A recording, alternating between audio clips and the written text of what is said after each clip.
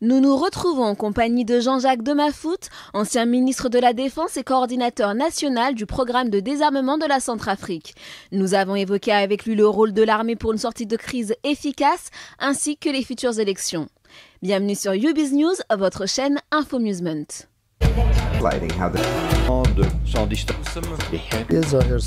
L'armée a complètement disparu.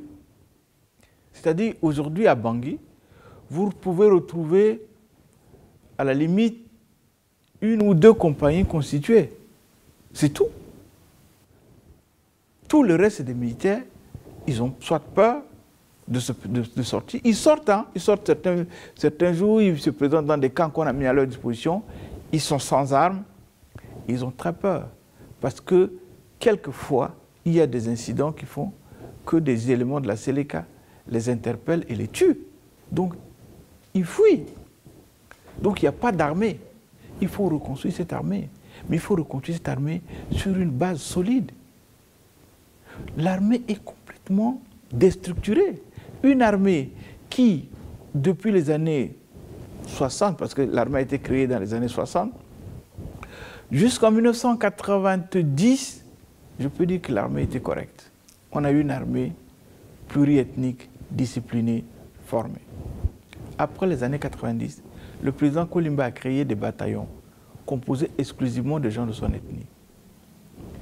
À sa chute, le président Patassé les a mis, ils étaient dans la garde présidentielle, il les a mis dans les autres forces de l'armée. Et lui, le président Patassé également, a créé une force pour sa garde avec le même effectif, mais composé exactement des gens de son ethnie. À sa chute, ils ont été reversés dans l'armée. Le président Bozizé est arrivé, il a recruté exclusivement que des gens dans une région donnée et de son ethnie. Aujourd'hui, vous avez 3, 4 gros groupes de militaires et tous ont fui. Il n'y a personne. Donc il faut reconstruire une armée sur une base pluriethnique. Il faut tenir compte de la rébellion qui est arrivée. Parmi eux, il y a des très très bons éléments, il y a des bons officiers. Il faut revoir les conditions et à partir de ce moment-là, voir aussi le budget de notre pays. Nous avons la capacité d'avoir combien d'hommes et quel type d'armée nous voulons. Comme vous me le demandez, faire la paix pour faire la paix et les élections, il faut d'abord reconstruire une armée. C'est vrai. Vous savez, on dit souvent, qui veut la paix, prépare la guerre. Oui. Aujourd'hui, en République centrafricaine, comment voulez-vous circuler librement en République centrafricaine? Est-ce que quelqu'un peut partir de Bangui, en toute quiétude, jusqu'à Birao, jusqu'à Bangassou, faire l'aller et retour sans être inquiété? Non. À partir du moment où il n'y a pas la libre circulation des biens et des personnes, à partir du moment où il n'y a pas de sécurité, vous ne pouvez rien. D'où la nécessité de d'abord réorganiser les forces de défense et de sécurité. Réorganiser l'administration sur l'ensemble du territoire.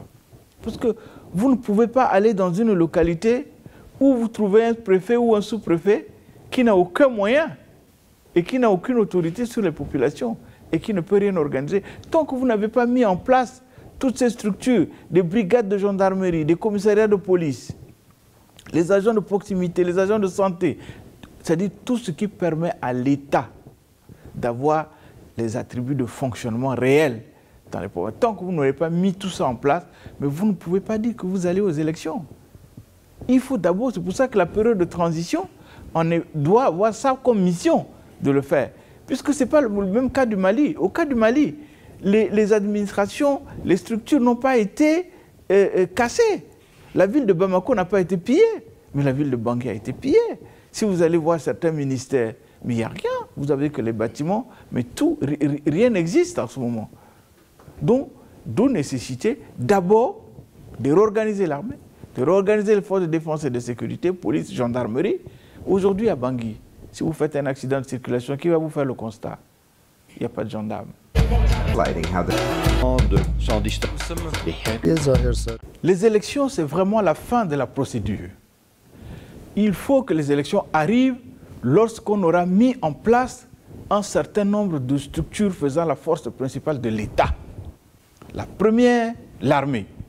La deuxième, redéployer l'administration sur l'ensemble du territoire. À partir de ce moment-là, on peut aller aux élections dans la paix et dans la quiétude. Merci de rester scotché sur les programmes de YouBiz News, votre chaîne Infomusement. Sans distance.